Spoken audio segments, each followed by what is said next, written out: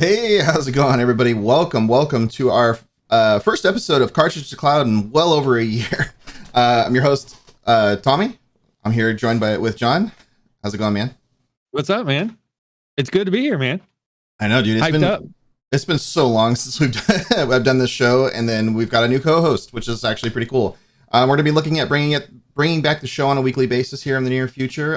We figured we'd do a special run of it for the Able Gamers charity today.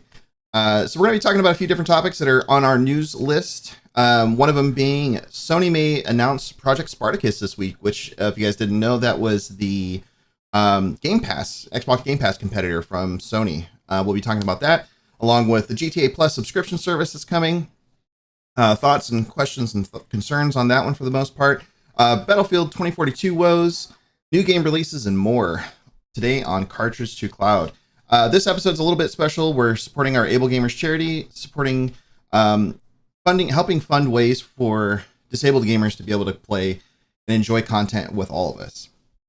Yeah, and I think that's probably one of the best organizations out there, because there's a lot of people that just aren't able to play a regular game. So I think that's a great thing what we're doing here on INN today. Yeah. And that's why we chose this charity. Actually, we were going to do this one originally in the fall, and we had a lot of conflicting schedules, so we decided to move it to early 2022, which is why we're here now. And yeah, so let's kind of dive right in. A little bit of housekeeping for you. The charity events today are sponsored by Able's Gamers Charity, which we're not really sponsored by them, but we're supporting them.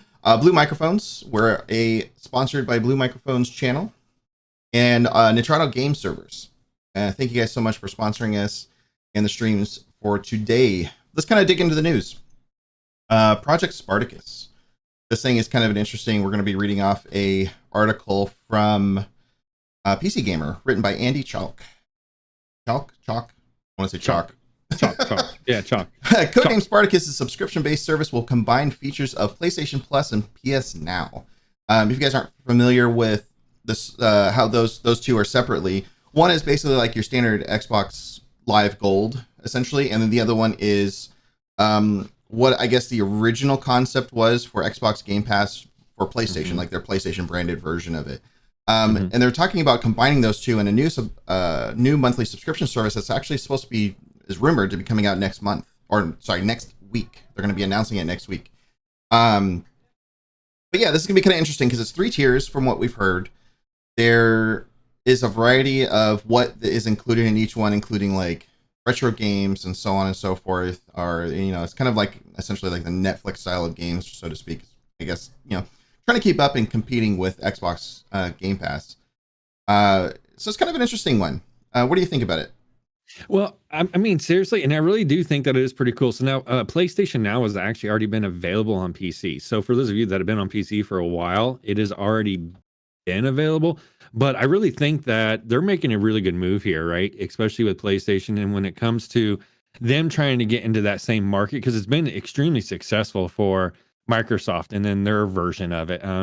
So now the question is can they compete with pricing is my thing, right? I mean, is it really going to be worth it for the PlayStation owners in order to be able to go on there and pay that $1 for the 3 months like what Xbox had, right? I thought that was pretty cool. So are they going to be able to do the same thing? That's the question. Yeah, I don't think personally it's gonna come anywhere close to what Xbox Game Pass has. It has such a big user base now. I mean, I think the last time we heard the reports from Phil Spencer that they have something like 34 million users on Game Pass currently, and that's pretty wild. Like that number has like literally grown by 5 to 7 million or more year over year, and it just continued to get better because one of the biggest things I think that Game Pass has over anything else right now is that the day and date drops for new game releases. For example, anything that's first party from Microsoft, they're dropping it the same day for everything. So it goes out for retail stores. You're going to get it on every storefront, and then you can also get it on Game Pass Ultimate on PC and Xbox, which is a huge value in it. And then not only that, like the game library itself has like tripled over in the last few years. We went from like having 20, 30 titles all at once. Now there's like well over 200, almost 200 games like on there, and then they swap them out every month and you get new stuff all the time.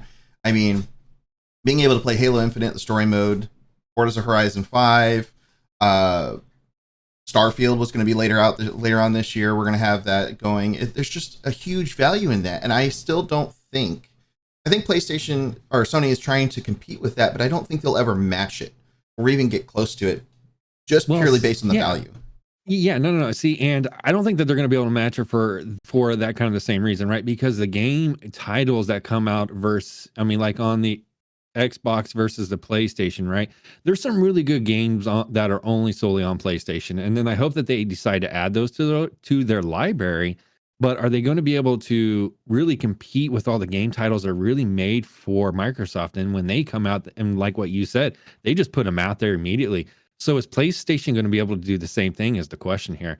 And to be honest, there is a lot of PlayStation players, but not as many as the Microsoft players. So we'll definitely see the way on how it's going to go for PlayStation and Sony.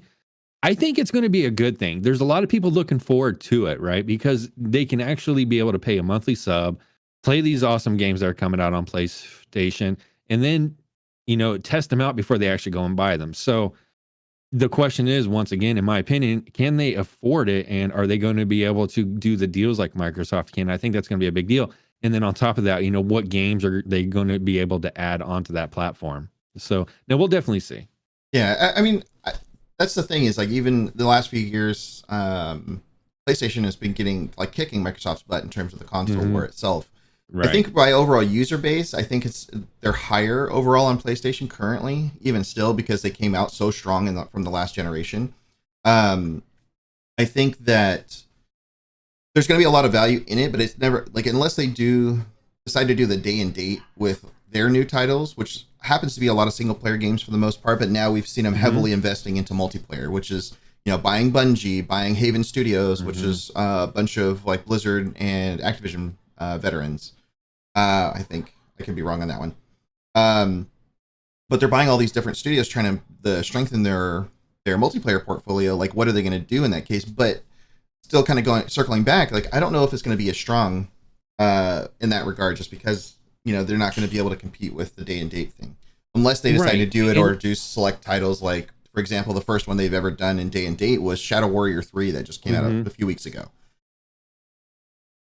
I don't know. Right. And and then see, but the cool thing that Microsoft is doing, right? Because like what you're saying is that they're buying up all these companies. You don't see Sony doing that. So, and I think that Microsoft has gone, oh, okay, look, there's a huge market out here with these gamers that want to play different games every single day, right? But they want to try this out or try this out, try this out. So then they came out with this. Now with Sony trying to do the same thing with their PlayStation network, with their titles and things, and I don't think that they're going to be able just to compete with them. It's just like what Diddlebop said in chat, right? He's like, regrettably not going to compete with Microsoft since they're buying up everything. And I do agree with that. Microsoft has the cash for it.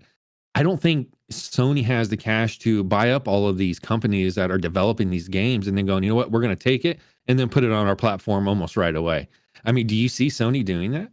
No, I can see Sony trying to compete in some way in doing it, but the problem is that I kind of agree with how Microsoft's doing their whole ecosystem battle. It's not just isolated to just Xbox anymore, and it's not isolated to just PC anymore. They're trying to be like, all right, cool. We're going to give you games to play on whatever platform you choose, while they've still honored the deals with like Bethesda and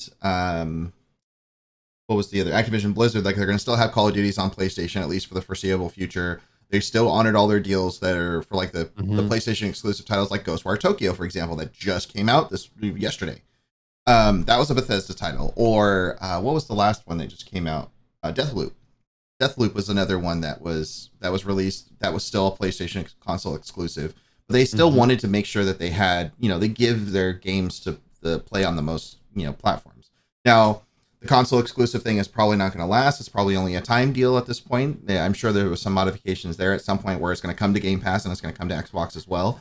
It'll probably be 6 months to a year, usually what they run out to. But there's a lot of strength in all the conversations on where we could see Sony buying up a few studios here and there, at least to strengthen the portfolio they need to retain those audiences on their console, versus whereas like Xbox now is strengthening it in almost every area and kind of going along the lines of, okay, cool, let's go and buy these studios, make a few of these games exclusive, but not everything.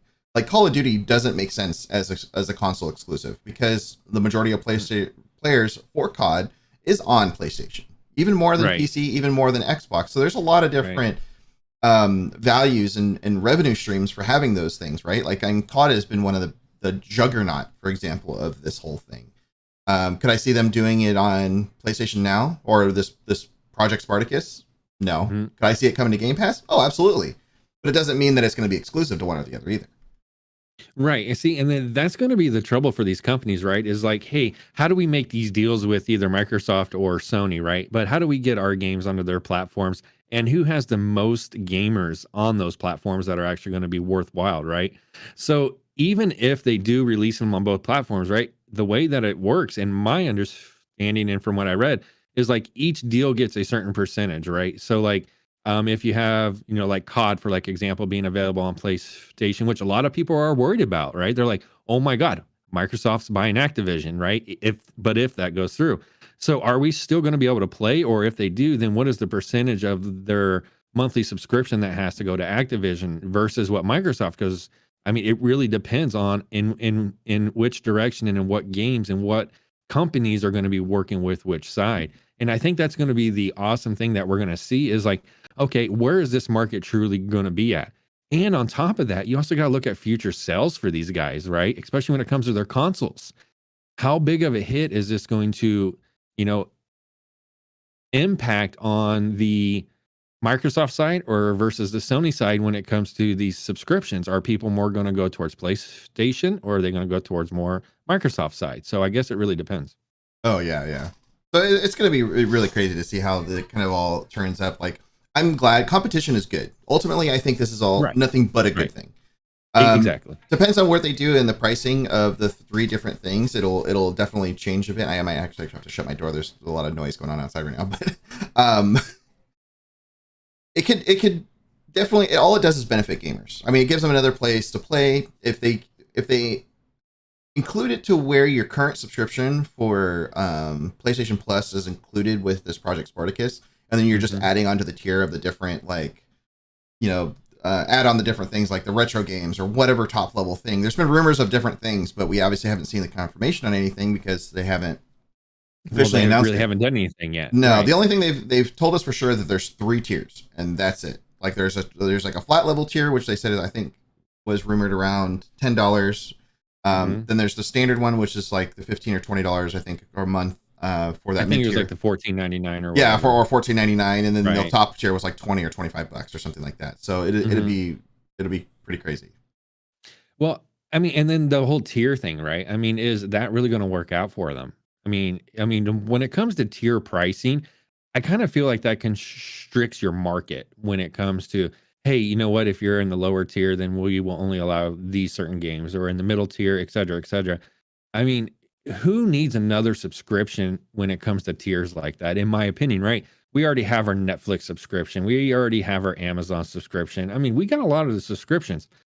Are gamers really going to go and go, hey, look, instead of buying the game at $60, is it worth going to PlayStation and paying for another subscription every single month? What's your thoughts on that, man? I mean, because that's kind of my feeling is like, can I do that? I mean, can I afford that to put another subscription on my bank account? Yeah, and that's the tough thing. It's like we're in a sea of subscriptions at this point in time. Like I personally subscribe to multiple game services. Like I subscribe to Game Pass because I like the value of Game Pass, and I like trying out or playing the games that I don't necessarily feel like buying, and it does save me a little bit of money ultimately. So if I go and say I'm going to pay the $15 a month, it's $170 a year or $179 a year for Xbox Game Pass. But if I go and buy 3 of those titles, that's going to equal out to that. So that's that much savings, and I get to play a whole slew of library of other things. I think it's really determined by like the value, the perceived value that you get from it for those subscription services. Now, if Project Spartacus comes out and it's got a lot of great games, but it doesn't come out with anything new, then obviously the perceived value, you start to weigh between the two. Like, what are you really going to subscribe for? Because not everybody's going to want to pay for every subscription like I do. Like I pay for Xbox Game Pass and PlayStation Plus, but I like the free games you get from PlayStation Plus, which is a value there too. They give you like, you know, anywhere between $60 and $90 of games a month, and you kind of go from that. So it's wild. I mean, but how good are those games though? That's the next question. Is like, does it meet the players' play? I mean, like those free games that they're giving to you, like how old are they? And are they up to date? If you're talking about Xbox games for gold versus PlayStation Plus games every month, the PlayStation Plus games per month has always been better. Like really by quality, in terms of just plain quality, has been stomping Microsoft in that regard. Now that's kind of where their strengths are, right? So you have Microsoft that's really strong in Game Pass, but really weak in their games for gold because they don't need to put the money in games for gold because the Game Pass are kind of like lives up to that whole thing. Now, whereas PlayStation doesn't have like the solid Game Pass thing other than PlayStation Now, which I think is kind of because it's emulated half the time. It's not even like the game like you get now. You get better monthly games, but you don't have a nice subscription service that goes along with that same subscription price. And kind of rounding back on that whole thing about the subscription levels, I don't think there should be 3 like subscription levels. Like it doesn't make any sense. And I honestly don't either, because I think with the 3 different tier subscription levels, that's going to hurt them in the long run, especially because they're just trying to get more money out of the pocket from the gamers, which I get that, right? Because the company's got to make money. But when you have 3 different tiers, then you're kind of segregating the player base for everything. And that's my opinion, right? Versus having one tier, versus, going from like $9.99 to $24.99, right? Or like between the 3 different tiers, maybe just keep out with the $15.99 or something like that. And then that will allow more people to come into it, just like what Microsoft or anybody else does, right? It's just the problem is that there's already so many subscription programs out there. Is like, can another gamer afford to add another subscription to their bank account? I mean, that's what it comes down to. Because like what you're talking about, like me, right? And what I do is the Microsoft one already. And I do the EVE Online, and I do, COD, because when I pay for, like the Battle Pass, and then then with other games, which I pay for on a monthly basis or even on a yearly basis, it's like, God, there's so much money going out versus what happened to the, times ago when you pay for one game, you keep it, and you just play. I mean, don't get me wrong. I like the idea of these passes, but should it be, like a 3 different tier set level? Because I like trying them out. I like playing them, and I like seeing if I'm going to enjoy the game before I actually purchase it. That's my point of view, is what I like to do with these type of passes. Well, yeah. So, yeah. I think it just depends. Like I said, if it's that perceived value. If you get if there's a bunch of games that are coming out, like for example, this year, this first 2 quarters of this year are slammed with games. Huge. There's more game releases in this month than the last 6 months prior to January. Mm-hmm. And it's just wild. And there's a lot of good ones coming out too, but that's the crazy thing. Like they're good and original, which is what I like. And then you wonder, okay, am I getting those games on one of my subscription services? Yes or no? Do I have to, if I do, yes, cool. Then that's $60 or $70 less than I have to spend. And I get the game that I want in the subscription that I'm already paying for, or may want to pay for versus, now it becomes that choice, right? It puts gamers kind of in a tough spot. Now, if there are people that love to play just their single player game, obviously, it's different with every person that plays. Like me, I love to dabble in games and figure out if I like them or not and just kind of see what they're all about. Do I complete every game I play? No. I've probably only completed a handful of games in the past couple of years. I say, but that's kind of like me, right? Because what I'll do is try out a game. And then if I can't get into it within, let's say, the first hour, right, of playing a game, and then I go, okay, then I'm done. But then it just sits in my library, right? That's why I do like these type of pass programs. I think it's awesome for these type of pass programs, only because I can try them out without actually having to buy them. So that is one benefit. And I think that Sony is going to do great on that end, because they do have these Sony only games, which I hope that they tend to add, right now, like the Resident, Evil games, things like that. I hope that's all on there, because I think even Nintendo Switch is thinking about doing it, right? And I think Switch has their own now. Yeah, they did the $20 version. Then the other one includes like the N64 retro games or game library or whatever that's on it. So, and now what I want to see is how many of our viewers actually purchase into these subscriptions. I mean, how many of you guys actually already use a subscription service like this? That's what I want to know, is like, hey, what do you guys use for your current subscription besides playing EVE Online? Because we all do that here. Hashtag keep ASCII for sure. Sorry. And I'm an ASCII member, so whenever I see that, and I got to say it. It's all good. So, I mean, currently, Tommy, so you have a lot of them, it sounds like, right? All I have is like literally the Switch and the Microsoft one. So it sounds like you have a lot.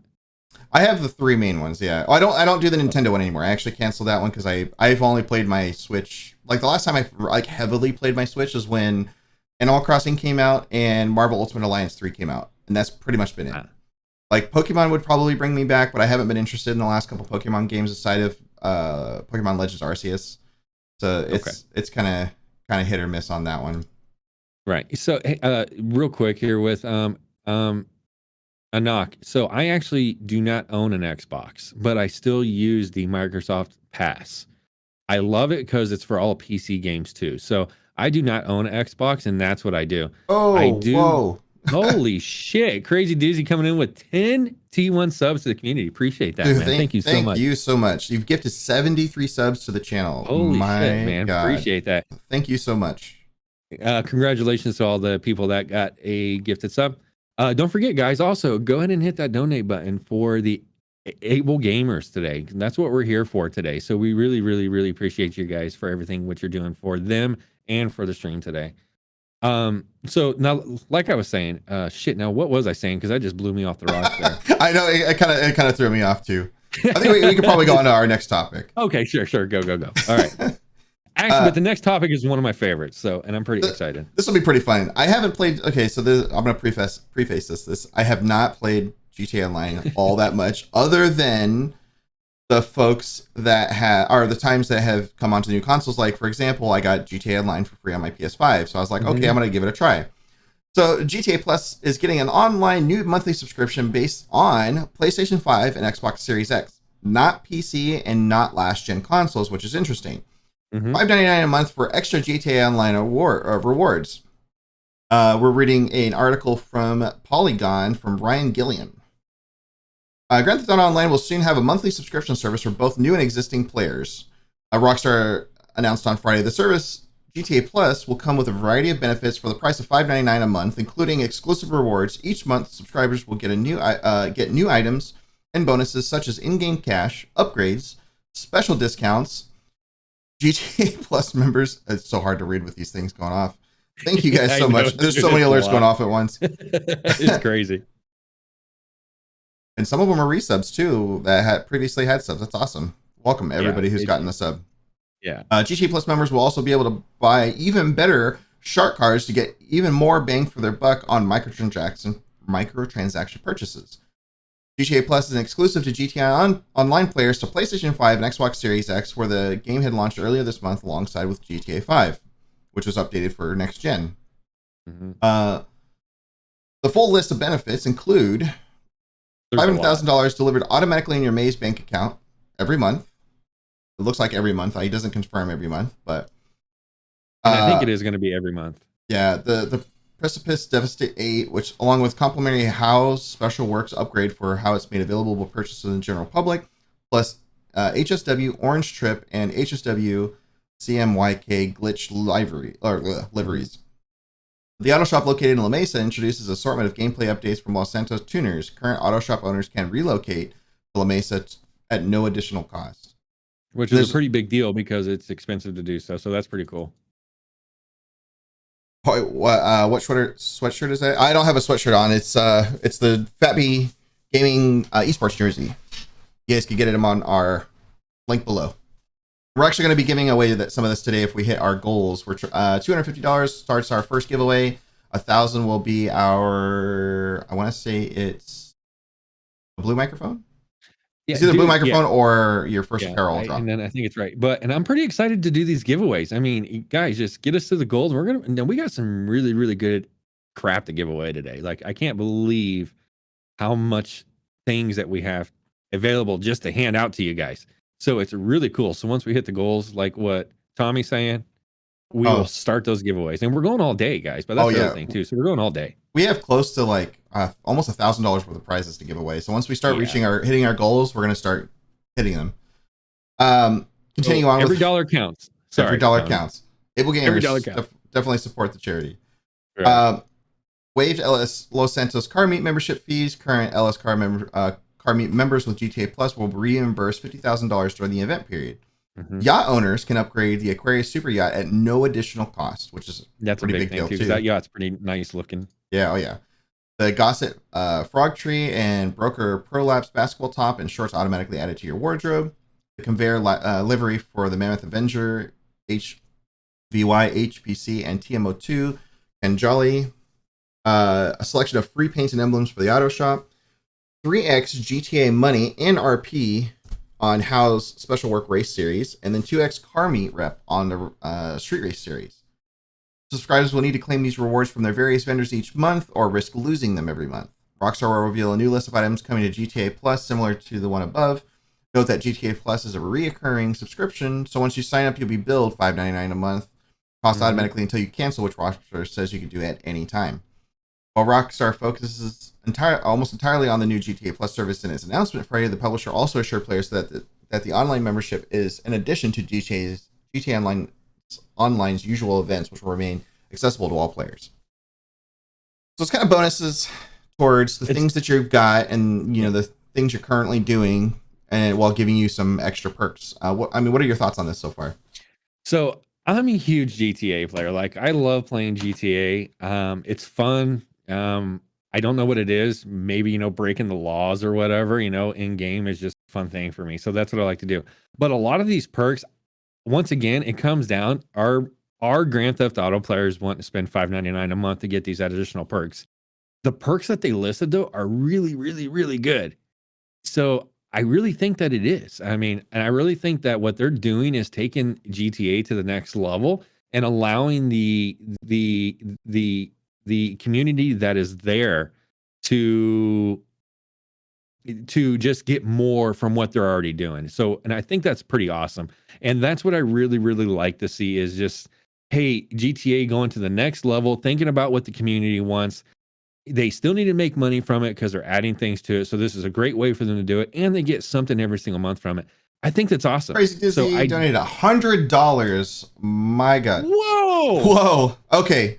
So the one thing I was going to do for my later stream that we can announce we're going to do now.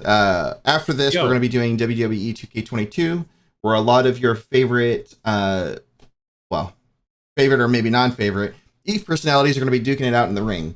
We are going to be doing it for every $25 given. We're going to be doing a Bean Boozled.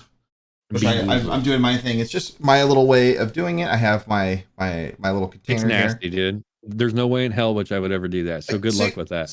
I mean, there's good ones and bad ones. I mean, it has the little list here. It shows the good and the bad versions of them. They're deceiving now. No. So I'm not putting anything in my mouth that I don't know what it's going to taste like already. I'm gonna put one in here and see what I get. Oof. Here we go. We got our first one. Let's see what could this one be? I'm going to interrupt us for just a second. No, go ahead, man. $100 deserves the special recognition. Thank you so much for the $100 donation, man. This is the bad one. This one's scary. It's either going to be dead fish, or strawberry banana smoothie. Dude, there's no way they taste even the same. I love strawberry banana smoothie. No, so that's why it's scary. It's scary. We're gonna go for it. Oh my god, dude. Oh my god. Oh shit! I didn't bring the trash can in here because I need to spit it out. No, man. But just spit it out in your hand. Just go. I mean, but that's all I got. Okay. All right. So which one is it? I got strawberry banana smoothie. Okay. All right. Good. At least we're working on that one. Yeah. Hey, now go get your trash can because I really don't want you throwing up on stream. Okay. No. Yeah, I will do that. I will do that in our break between shows. All right. But yeah. All right. Say thank you for the $100 donation once again. Appreciate you, man. That's a big boost to it. So thank you so much. Definitely. Thank you so much for supporting the charity. Anyways, going back to our GTA news. All right. So with Grand Theft Auto, and I'm a huge Grand Theft Auto role player too. So what I would like to see is some of these features coming over to that side of it as well. But I don't know how they're going to do it. So if I can pay $5.99 a month to get some of these features on the role playing side, I would love to have that too. But just in the original game for the GTA Online, I think this is a huge benefit and a huge boost to it. It's going to be really fun, and I think it's just going to be cool. Wait, there was text within the donation web. What was the text? Oh, I didn't see the text in there. It must have cut it off for some reason. Usually it shows right under it, but I didn't see the text. Oh, ASCII is recruiting. By the way, keep ASCII. I love it. Hashtag keep ASCII 100%. By the way, and if you guys didn't know, Ascendance does have their own Keepstar now, which is awesome. But anyways, let's continue on with GTA. Yeah, man. And I'm not part of Ascendance. I'm actually a 4S member. But well, I'm Ascendance. So anyways. So I'm loving the fact that GTA is coming out with something like this. I think for the GTA community, it's going to be an awesome thing. They get extra cash, they can do some cool things, and then we will see what happens. But that's kind of what I think about it. And Rockstar is making a big move here, especially when it comes to their monthly sub. So we'll see on how it goes. Yeah, I think it's a good thing. The challenge I find with it, at least currently, is it's only locked to the next gen consoles, which I think is meant to obviously boost migration and movement onto the new consoles if you could get them right. Kind of touching on that a little bit. It's like, I mean, you can just now buy a graphics card, right? Because then I think that you were telling me just a little bit ago. I mean, you can actually go to Newegg and buy a graphics card because they have them in stock. The problem is, can you buy an Xbox or can you buy a PlayStation? No, that's the thing is you still can't buy the consoles because the consoles are going off the chart. But it's the cost difference, right? It's a $500 console versus $1,000 plus graphics card. Sure. So it's wild. But I'm glad that the supply stuff is finally getting better, where we can finally buy a graphics card. Like one of those things I've needed to do for quite some time. I'm still rocking 1080 Ti's basically. So. Dude, and all I'm rocking is just a 2070, man. And I really want the 3090 is what I want, like the 3080, 3090. I think that'd be cool. But anyways, now we're getting off topic. So. Yeah, so it's kind of the crazy stuff that's been going on.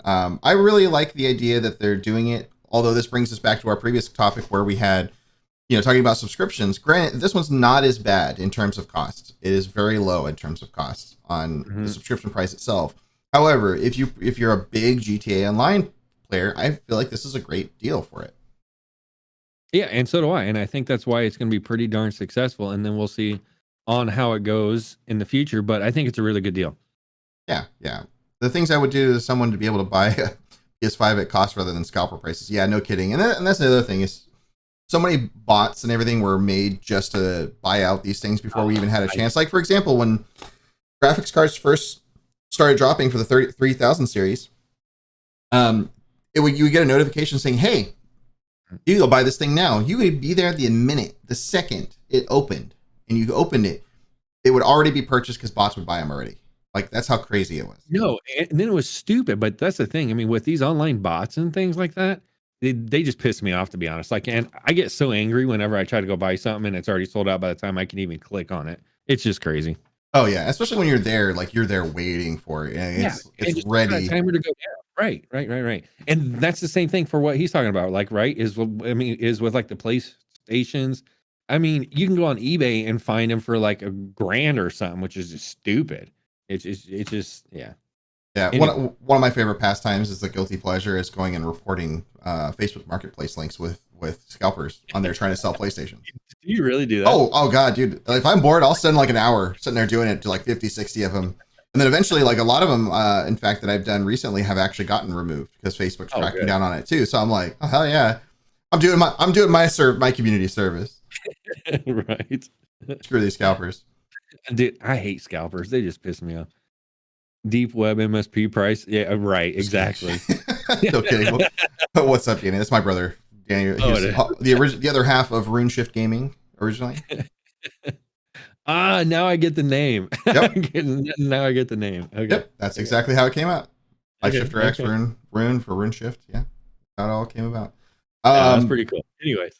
So going on to our next topic. One of my favorite topics to talk about. Actually, this one's going to be bad because I've been talking about this in different channels for a couple months now. I had such high hopes for this. I had such high hopes for this game. And I really did. That's the reason you got. I got you the Xbox Game Pass originally. That 3-month trial is to try this out when it came out. Was for this game, and I can't even play the motherfucker. And I'm sorry for the language. I can't even play this game anymore because it just makes me so mad. But anyways, go. So. Battlefield 2042 continues its downfall since launch. This is an article coming from Tech Radar from Colin Baines. The future of the multiplayer shooter does not look bright. Battlefield 2042 is now losing content as well as losing players. Comes from a new report saying we're changing how rotating experiences are featured within Battlefield Portal, which means they're basically... From the article reading, we'll actually go through a little bit more. Is they're rotating the content more often, so doing it twice a week. So it's trying to like change up the featured content to avoid bot farms, basically, right? So going back to the bot thing again and how people go and farm XP on a game just to get further, which is good and bad, right? Like Battlefield Portal is probably the one way to play the certain modes that you want that the game itself doesn't offer you, which is kind of funny because they really want you to play Portal, right? And create your custom content and your custom things and all that. But it's limited based on how many servers are available for you to do that too. So like you could go in there and put it up, but it doesn't mean anybody can play it until there's a server available to push it up, which is kind of a weird thing. Right. But kind of reading into the article, Battlefield 2042 has not been in a good state since its launch last year. Among a host of technical bugs and game-spoiling glitches, players have fled from DICE's competitive shooter, which at one point dipped below the player count of its 9-year-old predecessor, Battlefield 4, which is a huge thing. But it won't be just series fans leaving the game any longer, as content is starting to be rolled back too. Announced in a tweet, the game's featured experiences a selection of rotating game modes created using Battlefield 2042's mechanic tweaking portal feature have been changed. The number of featured experiences at any time have been reduced from 5 to 3, meaning players will have fewer of the special game modes to choose from. Which is dumb. Anyway. Which then it moves to twice a week. So it changes. I think it was Tuesdays and Thursdays, which doesn't make any sense because like the first half of the week you're only playing for a couple days, then you play the rest of the week to play whatever the second part of it is. So it's kind of weird on the timing. I think it should have been maybe Tuesday to Friday. Like right. That. I mean, well, and then if you think about when most people play too, right? So but those days are really weird. But anyways, yeah, it's kind of useless. It's kind of dumb in my opinion. Yeah. As players were quick to point out on Twitter and Reddit, the reduction in the number of active game modes looks to accommodate the game's ailing player count. With fewer players booting up the game, matches are slow to fill, and the queue times are noticeably long. By reducing the number of available game modes, DICE can concentrate on the game's smaller player base into a handful of matches, ensuring servers are kept close or closer to full capacity. Empty servers have been sticking to the point of Battlefield 2042 players over the past couple of months, with those in less populated server regions such as Australia, South Africa, struggling to find multiplayer matches, which is kind of a big deal because the game itself is region locked. The game changes are not a good look for DICE. Rolling back content for any game is rarely met well by fans, but to do something among an exodus of players only leaves Battlefield 2042 looking even frailer. Perception that DICE has had to reduce the active content in response to the game's poor player base doesn't inspire confidence on the game, confidence in the longevity of the title. Additional changes. I agree with that. Yeah. Oh yeah, for sure. Additional changes are also being introduced. Featured experiences will now rotate twice a week. Monday and Thursday. So that makes more sense. Yeah. Monday and Thursday rather than only once a week.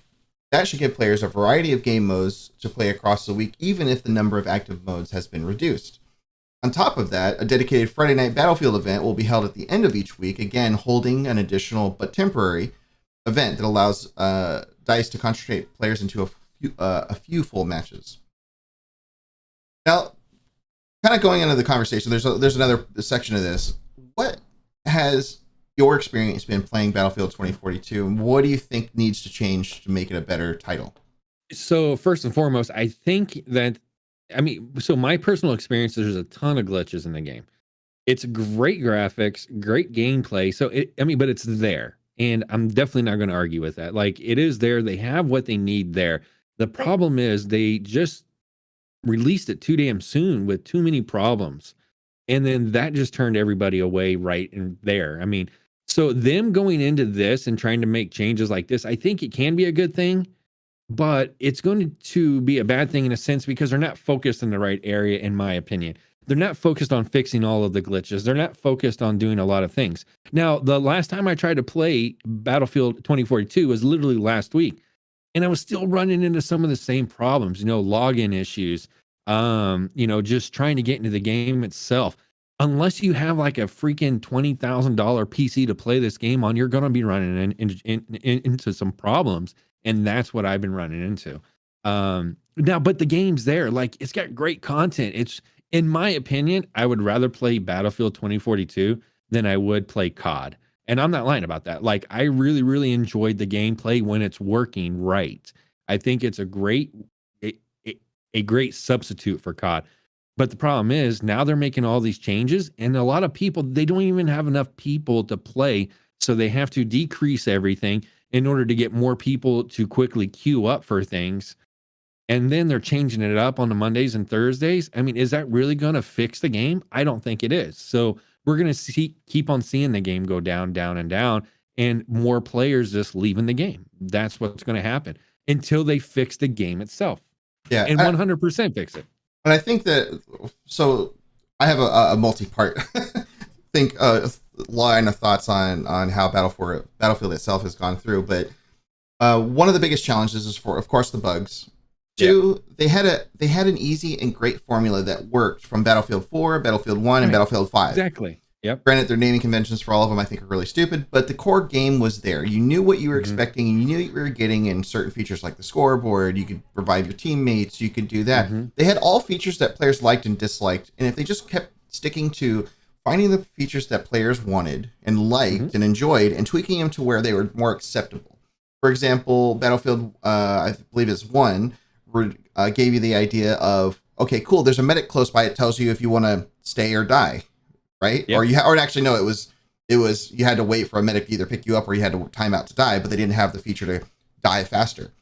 Now, Battlefield 5 fixed that. Like, hold down your C, not like within COD, then you can die. So. Yeah. So then Battlefield 5 fixed that. They added the thing where you could fast die and all that stuff and do that. Right. But it still had scoreboard. It still had the good conquest mode. It still had, great vehicles, had great buildings to destroy and all that kind of stuff. And then you get into like the core combat. Now, like, some of my biggest problems with Battlefield, some of them have been fixed, but the biggest problem is that they're slow to the updates. They're slow to tell us what's going on. They're slow to tell us what the big things are, and the list is there. Like, they could find out the top 10 things that players fucking hate about Battlefield 2042 in a snapshot, and it's not hard to find that. And I've been griping about the exact same things the entire time. I think their maps have been bad. in this. Right. While I like certain elements, I like the vehicles, I like the gunplay, I like the being able to rotate your weapons. The way you do, like, attachments on the fly is a huge thing. I like the zipline stuff. I do for what it is. One of my favorite is the airplanes and tanks and stuff. That's what I really like. Oh yeah, I like the specialists is how they are, because it gives you a special ability, but it allows you to merge and do whatever you want with your class, which makes it fair. Right. But I know people don't like specialist stuff because it's too much of the specialist thing. It's copy and COD and all this other stuff. But there are pluses to it. Now, they didn't launch the game with a scoreboard, which they just recently launched, and it took an extra 2 months. Yeah, which is dumb.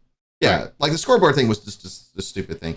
Yeah, doesn't Battlefield 2042 just not work? No, it works. It's buggy, but it works. It's very buggy, yeah, but it does work. But it is extremely buggy. It's still extremely buggy because I just tried to play it last week, but it's a good game. That's the thing. Like, and I had such high hopes for this game just because of the previous Battlefield, right? Yeah. I mean, you had such high hopes for this game, and then it just like quite literally, if they had just taken all the features from Battlefield 4, Battlefield 1, Battlefield 5, and then aesthetically mixed Battlefield 4 and Battlefield 2042 or 2142, and just mashed them in the middle, they would have had the perfect game. It would have been probably one of the best games we've ever played, and it would have been exactly what players had been wanting from DICE. Like, they were tired of World War II shooters, or World War I, World War II. They didn't want the historical shooters anymore. Battlefield at its strongest has always been the modern era or later. It's in the last 6 titles, like their most popular titles have still been the modern era or later stuff, which is, I think, where they should have stuck with it. Now, 2042, in terms of like the technology and what you've got and all that stuff, was fantastic. I loved that aspect of it. It was great. Yeah, because they're looking into the future. But did you know that some of those weapons are actually based on true things that are going on right now? Like, they're trying to create these type of weapons. Oh yeah. So I mean, like, they've been pretty good at that. So that brings along my next thing. Even Battlefield 1 and 5 had twice as many weapons and features and customizations and all that stuff in the game, and where they released this game with 24 weapons. Like, okay, so that is literally a fraction of any other Battlefield you guys have ever done. And there's no roadmap to tell us, okay, hey, what's coming? What's going to be the big thing in Battlefield next? I'm a longtime Battlefield fan. I've been playing since Battlefield 2 back in the day. My first PC build I ever did to get into PC gaming was for Battlefield 2. I did specifically a RAID 0 like hard drive setup so I could load faster than 5 minutes, like all that stuff. Like, did it to where it was, a thing. Now, going on to King Wolf saying, yes, that's another topic that I would love to talk about on the show, on how Sony in particular has killed off some of their best franchises they've ever had, and they still have not brought them back. Like, SOCOM would be a wonderful franchise to bring back at this point. MAG, I think, would be cool. Yeah. MAG, I think, was ahead of its time, but now I think it would be a proper way or a proper time to bring it back, because I think players want that now. Warhawk is another one. Would it be a wonderful thing now? It was way ahead of its time. It was like a PlayStation 3 launch title, for Christ's sake.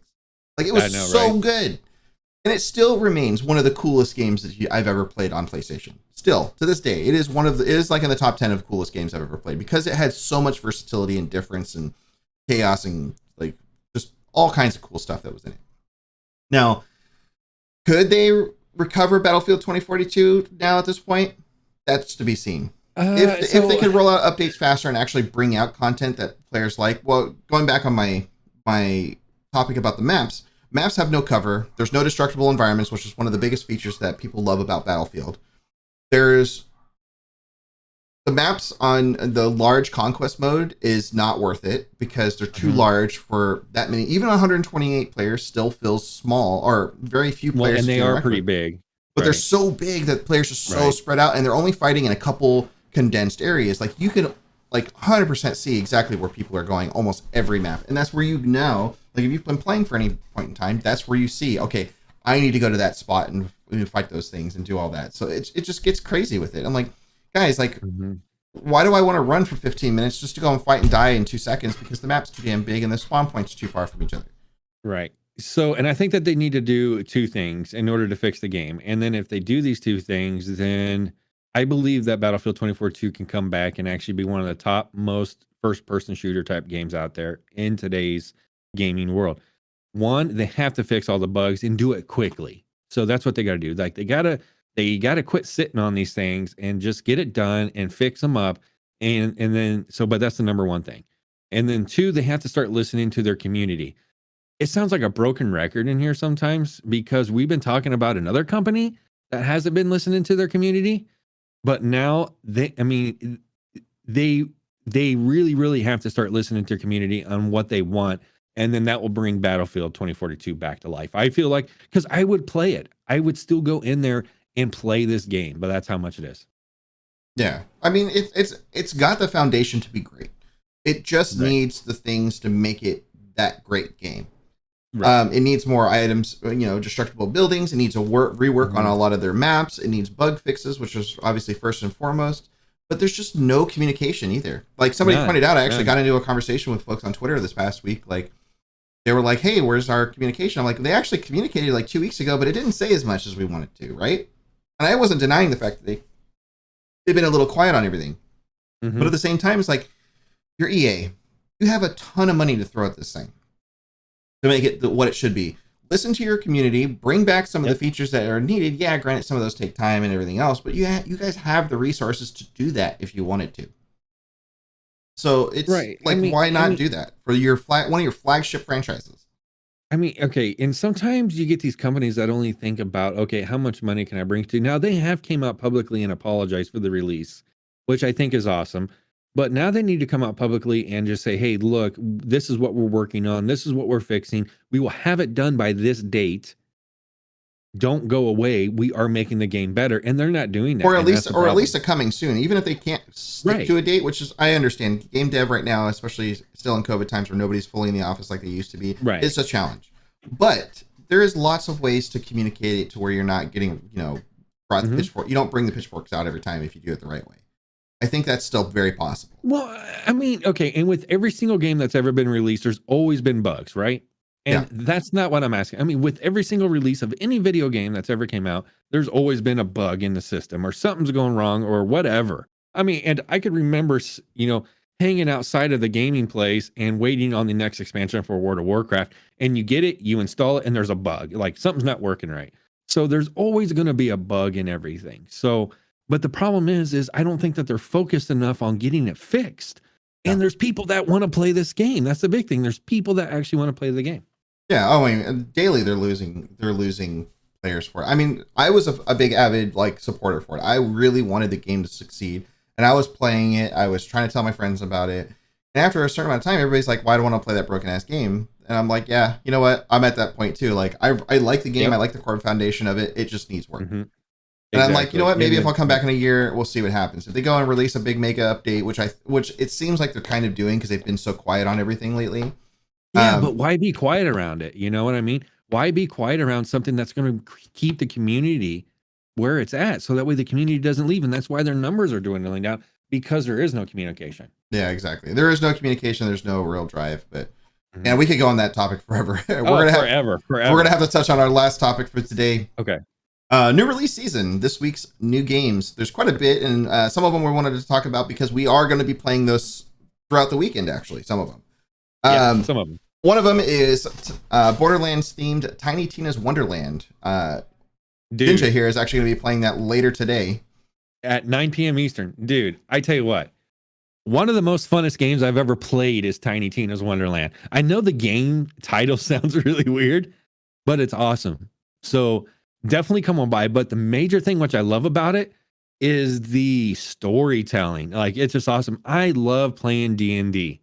If you love D&D, oh my god, Crazy Dizzy with another $89. Crazy Dizzy, come man, look at you, dude. Oh my god, I gotta do another Bean Boozled. Go. No, we'll pause, man. That is awesome. Thank you so much for the donation, guys. Once again, guys, INN is streaming all day long. We have tons of people that are going to be streaming on the channel. We got our site. It's a green one. Can't see the green too much, but because we're green screened out. Okay. Oh god, I'm afraid of this one. This is the bad one, I think. Oh, it might be. Oh god. So it's either Juicy Pear or Booger. Okay. Oh my god, and then hope it's the Booger. Yeah. Come on. I got a bag. I got a bag. I got a bag. I got a bag. I got my Starbucks bag from her. Burger, come on, man. Is this a Goon sweater? No. This is our esports jersey. If you guys haven't checked it out. See, and I don't have mine yet because otherwise I'd be wearing it. And I'm sorry, guys. So let's try this. All right, Burger. I'm scared. Burger or burger? Booger. Like nose boogers. Booger. Come on, man. Be the burger. Oh, it is. Oh. Yes, you can buy those. Just go below. We'll wait for Tommy here to quit throwing up into his bag. No, it's not that bad, but it's not great either. Oh, it's horrible. Dude, I'm so glad I'm not doing that because I would throw up actually. That's just nasty. Yeah. It's not as bad. It's not as bad, but no, dude, and I wouldn't do it. The other one earlier, if it was dead fish, I wouldn't have been able to do that one. Oh no. LifeShifter doing beat. Yes, he is doing beat. So I got he just got another dono. Hey, the text ain't showing up. So what did he say? Oh, rise above the rest, join Ascendants. Join Ascendants, of course he did. That also got us to our first milestone of $250. We're gonna go ahead and start that giveaway. So we're gonna be giving away. We're going to be doing this actually here in just a second. So this is a Steam key giveaway. We're going to be giving away three different Steam games you're going to get to choose from. It's going to be randomized, going to be sorted by number. You pick a number and you get that game. We're going to be wrapping up our show here, but we're going to do the giveaway here in just a second because I'm doing the next stream as well for our WWE 2K22 review. Also, we will be featuring your favorite EVE Online personas, including Meta Show host The Matani and Brisk Rubal. You'll be seeing them along with a few other folks like Dunk Dinkle, Gobbins, Pro God Legend, Norris, Asher. You got a lot of good folks that are going to be seeing in wrestler form. It's so fun to watch. So it's just going to be so fun to watch. So let me go ahead and get that started. We will do the drawing on the next stream, so you guys are hanging out here. So while you're doing that, and I'm going to talk about Tiny Tina's Wonderland because I know that we're not going to get to them all real quick. Okay? Oh, go for it. Dude, I'm telling you guys right now, make sure you're watching me at 9 p.m. to play Tiny Tina's Wonderland. It is so fun. If you like Dungeons and Dragons, and what's the other one, like the Badlands, right? Borderlands. So it's Borderlands mixed with Dungeons and Dragons. Okay. So if you like Dungeons and Dragons and Borderlands, this is a fun game to play. We'll have a couple people playing it with me as well on stream. It's going to be freaking awesome. It's just so fun to play. And I love Tiny Tina. She's hilarious. So you guys will see. She's just funny as hell. Yeah, it's voiced by Ashley Birch, I believe, is who Tiny Tina is. And hey, real quick, while you're looking up that too, will you look up what Styler said on his donation from the last stream? Unfortunately, he wrote something on there and would like for us to say that out loud. Everyone should be able to enjoy and play games together, socializing with others, and not have restrictions to have fun. Yeah, and I agree with that. That's why we're doing this today, is trying to raise money for these able gamers, for this company to help out other people that are unable to use the conventional type of keyboard and mouse to be able to play games like what you and I do on a day-to-day basis, and we take advantage of it. So I think it's a great opportunity, guys. Make sure you're hitting that donation button. You know, every dollar counts, so even $1, and I think I've donated like $2 so far. So guys, just get in there, donate $1. It helps us to reach our goals. So... And who got to start playing EVE? That is true. Now, you did mention that, Styler. Just one more time. How great is that game? It is phenomenal. Like, I can't wait for you guys to watch me play. Oh, my God, yeah. Tommy is going to get involved with it. Yep. I'm hoping Dave Archer buys the game and actually plays with us. Come on, Dave. Dave, we're looking at you. Yeah, we're looking at you, buddy. Dave. Come on, Dave. And then if anyone else, actually, because I think you play up to 4, right? 4 or 5? Yeah, 4. 4? So, I mean, if anyone else wants to play, just let me know. Just send me a message on the Discord. I would love to have a couple more people play. It's pretty awesome. All right. Just to round out our new release season, Tiny Tina's Wonderland, obviously, we're going to be playing that later today. You're going to get to check it out. We also have a code incoming for Ghostwire Tokyo, which you'll see later this week. The Ascent also came out on Thursday for PlayStation consoles, PlayStation 4 and PlayStation 5. It's re-released from Xbox Game Pass and PC.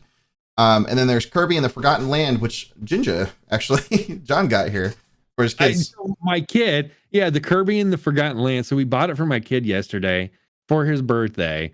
And I tell you what, I'm not a huge Kirby fan, and I really don't play it on the Switch too much, but he really enjoys it. Like, he's been jumping up and down for the past 24 hours playing that game. So it must be good. So check it out. Yeah. Are we even friends? Cluckos, I didn't know that you have... Dude, if you have the game, then let's play, man. Yeah, it's going to be open for all of us. We'll be hanging out here in the INN Discord all day, being able to do it. Tomorrow, we actually have another set of streams coming on. So if you guys haven't checked out the rest of the schedule for today... It's actually just me and Jinja, I think, believe the rest of the day.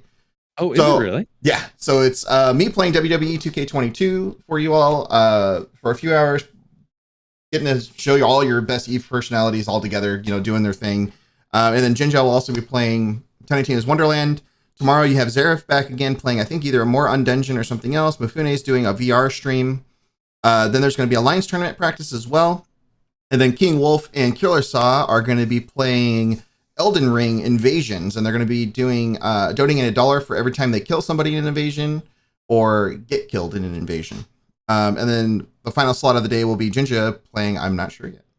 Yes, here, real quick. Happy birthday to Cluckos, one of the best Ascendance members ever. Hashtag keep ASCII.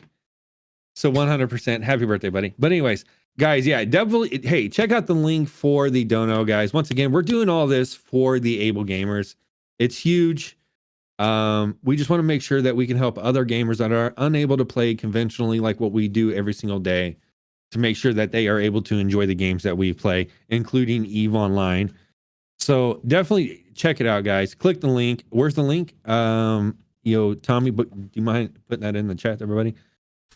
So definitely, guys, check it out.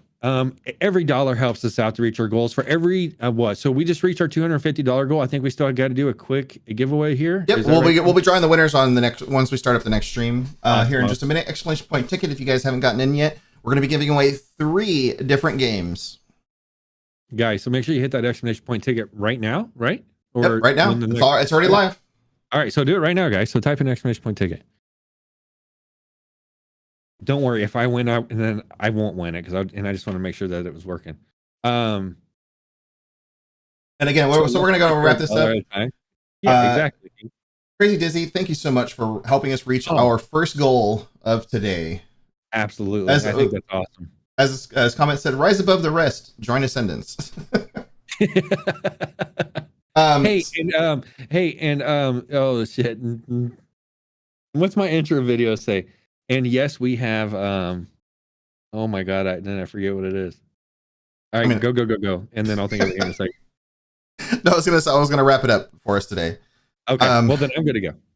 Alrighty. Well, thank you guys and gals, so much for joining us for our first reintroduction episode of Cartridge to Cloud, Season 2, Episode 1.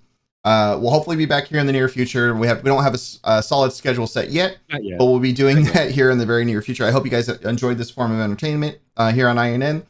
And again, stay around for the shows today.